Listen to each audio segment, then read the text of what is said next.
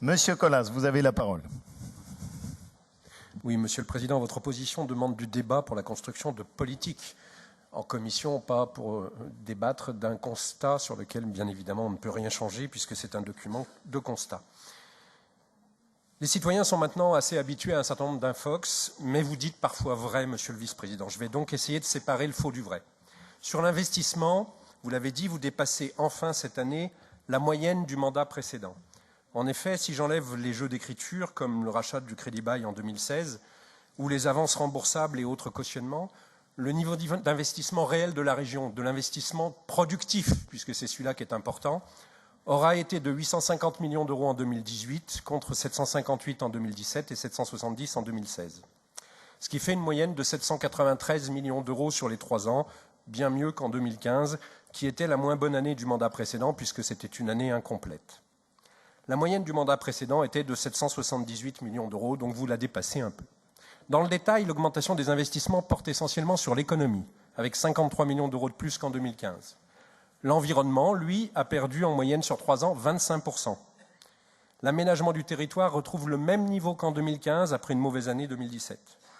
Votre plan Marshall pour les lycées aura été en réalité de 207 millions d'euros en 2016, 209 en 2017 et 250 en 2018, si on ne compte que les dépenses réelles pour les bâtiments des lycées publics, ce qui est l'objet du plan Marshall, contre 250 millions d'euros en moyenne par an sur le mandat précédent. Sur le fonctionnement, vous atteignez précocement votre objectif de moins 300 millions d'euros. En pratique, cela se traduit par moins 30 millions d'euros en économie, soit moins 26%. Moins 25 millions d'euros en transport ferroviaire, compensation regrettable de la baisse du niveau de service, en particulier des fermetures de gares et de guichets, et du nombre de trains circulants. Le secteur santé sociale perd 26 millions, soit moins 65%. La culture, sport, loisirs perd 11 millions, soit moins 80%. Enfin, d'autres l'ont dit, la formation professionnelle et l'apprentissage perdent 150 millions d'euros, soit moins 26%. On aurait, sur ce dernier budget, pu comprendre, sans être obligatoirement d'accord, que vous fassiez évoluer ce budget qualitativement. Mais comment répondre aux besoins croissants des entreprises, des salariés et des demandeurs d'emploi, en sacrifiant des milliers de journées de formation professionnelle, comme l'a très bien dit le Césaire. Vous sous-entendez souvent que vous avez dégraissé le train de vie de l'institution régionale. En réalité, les services généraux ont perdu 14 millions d'euros, dont 5 sur l'international.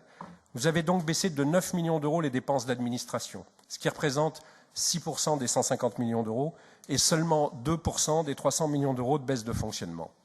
98% de ces baisses de fonctionnement sont donc des suppressions d'actions, de politiques, dont certaines sont des investissements d'avenir, comme se plaît à le redire le Césaire.